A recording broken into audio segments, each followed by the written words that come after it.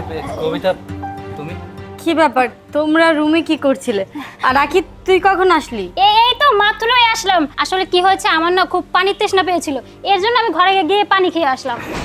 হ্যাঁ, আসলে ও আমার কাছে চাইলো এক গ্লাস পানি, তাই ভিতরে নিয়ে গিয়ে খাইয়ে নিয়ে আসলাম।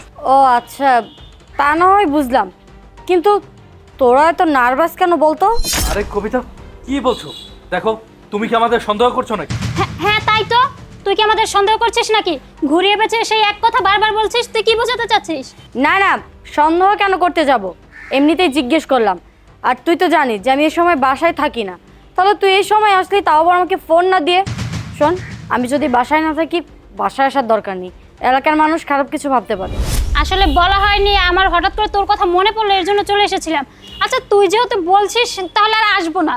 আচ্ছা কবিতা, এখন আর কথা না বাড়াই, এক কাজ করি, তোমার বান্ধবীকে আমি ওর বাড়ি পর্যন্ত পৌঁছে দিয়েছি, তুমি এক কাজ করো, তারপর তুমি গিয়ে চেঞ্জ হয়ে নাও। ঠিক আছে, ওকে দিয়ে আসো। আর তোকে আমি আসতে মানা করিনি, বলেছি আমি থাকলে তারপরে আসবি, না হলে এলাকার মানুষ নানান ধরনের কথা বলতে পারে। ঠিক আছে, তাহলে এখন যা, আমি ভিতরে গিয়ে ফ্রেশ হয়ে নিই। আচ্ছা ঠিক আছে, এত কথা বাদ দিয়ে তুমি ফ্রেশ হও, আমি ওকে ওর বাড়ি পর্যন্ত পৌঁছে দিয়ে আসি। ঠিক আছে, চল। দাঁড়ান ম্যাডাম, এই মেয়ের যাতে দিবেন না। এতক্ষণ যা কিছু কইছে সব মিথ্যা কথা কইছে। এই মসু কাকা, কি সব উল্টাপাল্টা কথা বলতেছো? হ্যাঁ, এই তুমি কি ভুলে গেছো তুমি কার সামনে দাঁড়াই থেকে কার নামে উল্টাপাল্টা কথা বলতেছো? আরে তুমি থামো তো, কি বলতে চাই আগে শুনি। মুস্তু চাচা, তুমি কি বলতে চাচ্ছ আমি কিছুই বুঝতে পারছি না, ক্লিয়ার করে বলো তো। তাহলে মা শুনেন। আরে কি ব্যাপার, এতক্ষণ ধরে দাঁড়াই আছি, কবিতা আবার কখন জানি অফিস থেকে চলে আইবো, আসে নাকি? এসে পড়েছি জানো। আরে তুমি আইসা পড়ছো, তোমার জন্য আমি কতক্ষণ যাবত যে দাঁড়াই আছি, উফ আমার আর ধরতেছে না। আচ্ছা ঠিক আছে, তাহলে চলো। চলো আজকে রুমের মধ্যে খালি তুমি আর আমি দুইজনে মিলা রঙ্গ তামাশা করবো, বাস এদিকে তোমার বান্ধবী কিচ্ছু জানতে পারবো না। আচ্ছা ঠিক আছে, সময় নষ্ট করে লাভ নেই, চলো চলো। আসো।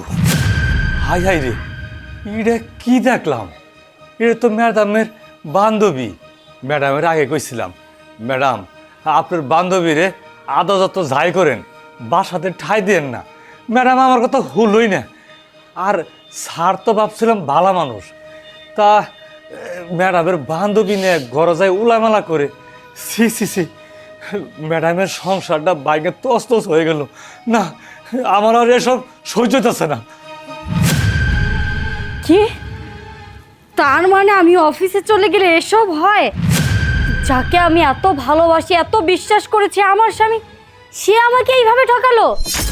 যেই বান্ধবীকে কিনা আমি নিজের বোন ভেবেছি, সব সময় নিজের বোন ভেবে নিজের কাছে রেখেছি, সেই বান্ধবী এভাবে আমার সাথে বিশ্বাসঘাতকতা করলো। কিভাবে পারলে? হ্যাঁ, কিভাবে পারলে তোমরা দুইজন আমার সাথে বেইমানিটা করতে?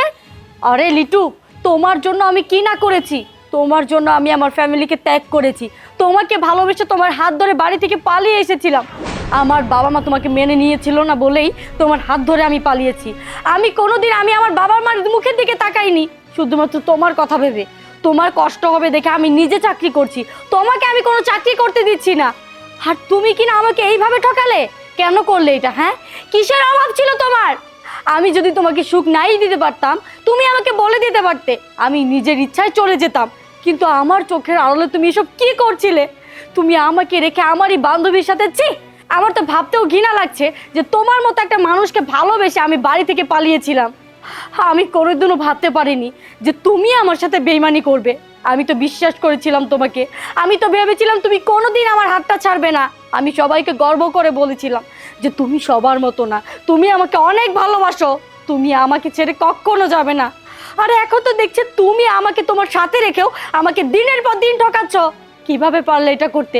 এটা করার আগে তো তোমার একটাবার ভাবা উচিত ছিল যে আমি তোমার জন্য কি করছি। আর রাখি, তোকেই বা আমি কি বলবো, তুই তো আমার বান্ধবী না, বান্ধবী নামে কালসাপ। তোকে আমি দুধ কলা দিয়ে পুষেছি, তাই না? তুই আমার বুকে শেষ পর্যন্ত ছুরি মারলি। কবিতা, বোন না ভালো, আমাকে তুই মাফ করে দে, আমি অনেক বড় ভুল করে ফেলেছি, আমি এখন সব কিছু বুঝতে পারছি, আমাকে তুই মাফ করে দে। হ্যাঁ কবিতা, আখি যা বলেছে একদম ঠিক কথাই বলেছে। দেখো, আমরা অনেক বড় একটা ভুল করে ফেলছি। আসলে কি বলে যে তোমার কাছে ক্ষমা চাইবো সে ভাষাটাও আমার জানা নেই, তারপরেও বলছি, প্লিজ কবিতা, তুমি আমাদেরকে মাফ করে দাও। চুপ! আর একটি কথাও তোমরা বলবে না, তোমাদের মুখ থেকে না আমি আর একটি কথাও শুনতে চাচ্ছি না। ঠিক আছে, তুমি যেহেতু ওকে নিয়ে সুখে থাকতে চেয়েছো, ওকে নিয়ে সুখে থাকো। ও তোমাকে সুখ দিয়েছে না, আমি তো আর তোমাকে সুখ দিতে পারিনি। তুমি ওকে নিয়ে থাকো এই বাড়িতে, আমি আর এই বাড়িতে থাকছি না। আর খুব তাড়াতাড়ি না ডিভোর্স লেটারটা পেয়ে যাবে। Good bye Litu. কবিতা, কবিতা। যে বাড়িতে ম্যাডাম নাই আপনার বাড়িতে আমি কামই করব না।